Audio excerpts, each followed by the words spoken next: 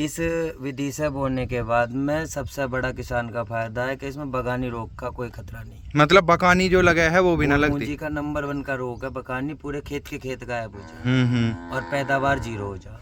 वो इसमें आ ही नहीं सकता। ये आप गूगल पे सर्च मार के देख लो, खुद वैज्ञानिकों ने प्रमाणित करा है इस विधि में। ये जो एक खाना है इसमें देखो धान का बीज डला हुआ है और यहाँ, और इधर जो है DAP में दाना जो है एक एक उसमें चल रहा है। देखो ये चल रहा है, यहाँ चमक रहा होगा तुम्हें, हर एक उसमें दाना चल रहा है। ये देखो।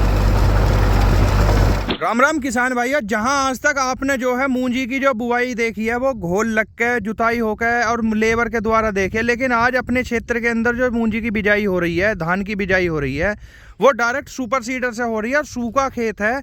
क्या इसके फायदे, क्या इसके बेनिफिट होने वाले हैं हमारे किसान भाई ने? जैसे लेबर का चार्ज बढ़ता जा रहा है, काम कम होता जा रहा है, और उपज पे क्या फर्क पड़ा है? पेड़ से पेड़ की दूरी, लाइन से लाइन की दूरी कितनी रह है? सामने भैया हैं, उनसे पर ही चलेंगे। फिर इसके जो हमारे किसान हैं उन्हें क्या बेनिफिट लगे या क्या नुकसान किसान भाई को हो सके, उसके बारे में भी जानकारी लेंगे। राम राम भैया। राम राम भैया, अपना परिचय करवाओ एक। मैं जी डिस्ट्रिक्ट हापुड़ गांव अलीपुर का निवासी हूँ। अच्छा। यहाँ भैया के फोन पे बिजाई करने आ रहा हूँ। मैं ये पूछना चाह रहा, जैसे आप सुपर सीडर से जो बिजाई कर रहे हो जी, अब तक जो बिजाई हुआ है वो घोल वगैरह लग के हुआ है, मतलब कॉस्टली हुआ है थोड़ी सी, तो तुम्हें इसमें मतलब कितने बीघे की बिजाई अब तक कर चुके हो? पिछली साल जैसे बिजाई करी हो तो क्या फायदे चमके उसमें? इसमें सबसे बड़ी बात है, इस साल जो मैं अब तक कर चुका हूँ, कम से कम 70-80 बीघे मूंजी की बिजाई कर चुका हूँ अब तक सीजन की अभी शुरुआत ही है। शुरुआत है, हाँ।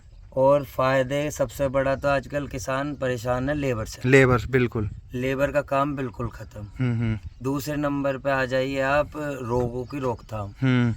इस विधि से बोने के बाद में सबसे बड़ा किसान का फायदा है कि इसमें बगानी रोग का कोई खतरा नहीं है। मतलब बकानी जो लगा है वो भी ना लगती। मूंजी का नंबर 1 का रोग है बकानी, पूरे खेत के खेत गायब हो जाए और पैदावार 0 हो जाए। वो इसमें आ ही नहीं सकता। ये आप गूगल पे सर्च मार के देख लो, खुद वैज्ञानिकों ने प्रमाणित करा है इस विधि में।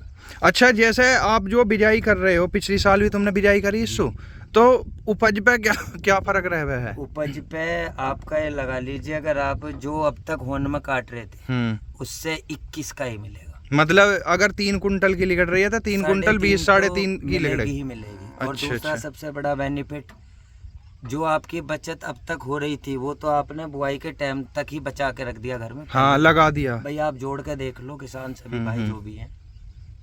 हाँ भाई, जुताई भी होएगी, फिर पानी भराई और घोल लगेगा, फिर लेबर ने लाओ ले जाओ, लेबर लाना ले जाना। और सबसे बड़ी बात तो ये, आदमी इसमें 1 महीने के लिए बंद का जा पड़ा है। 1 महीने पहले और फिर पौध लगाई के बाद 15 दिन लो, जब लो वो मूंजी जड़ नहीं पकड़ेगी जब तक। और इसमें अब तुम 50 बीघे मूंजी भी बोनी चाह रहे हो, 1 दिन में बो, पानी अगले दिन ना, ऐसा हो गया आप सूखे में बोझ बिजाई कर दी, रात को ही तुमने कहीं जाना पड़ेगा। हाँ, चला 6 दिन बाद आके पानी दे दो। बीज ऐसा नहीं है, पानी की जरूर तुम्हारे साधन नहीं है, बारिश के ऊपर हो डिपेंड।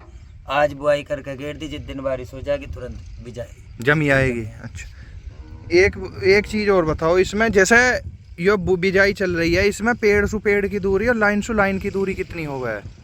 पेड़ से पेड़ की दूरी में और लाइन से लाइन की दूरी में कम से कम भी नहीं 3 इंच का, 3 से 4 इंच का अंतर रहता है। और इसीलिए वो फिर ब्यात करती है, मूंजी गिरती नहीं। अच्छा, मतलब ब्यात भी बढ़िया होगा है। मतलब अब मैं बताऊंगा, आदमी को लगेगा अच्छा है।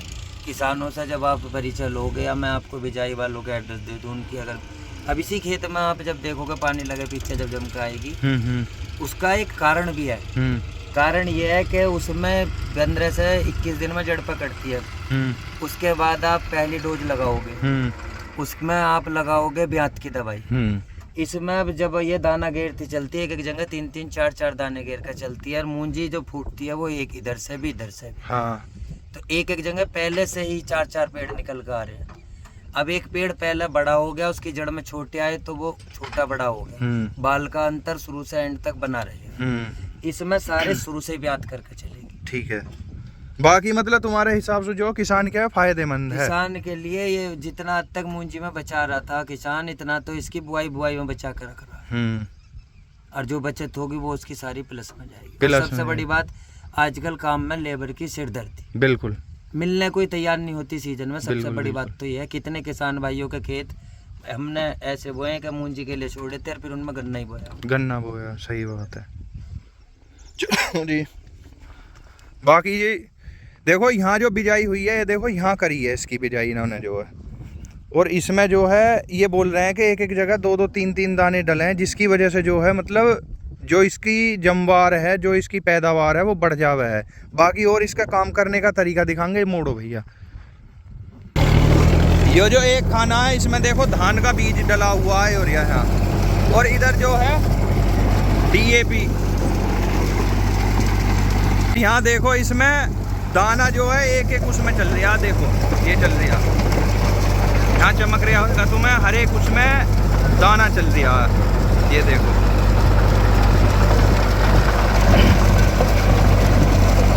हाँ देखो यहाँ बिजाई है इसकी, यार गहराई दिखाऊं तुम्हें मैं दाने की, कितनी गहराई पे जो है दाना गिर रहा है इसका।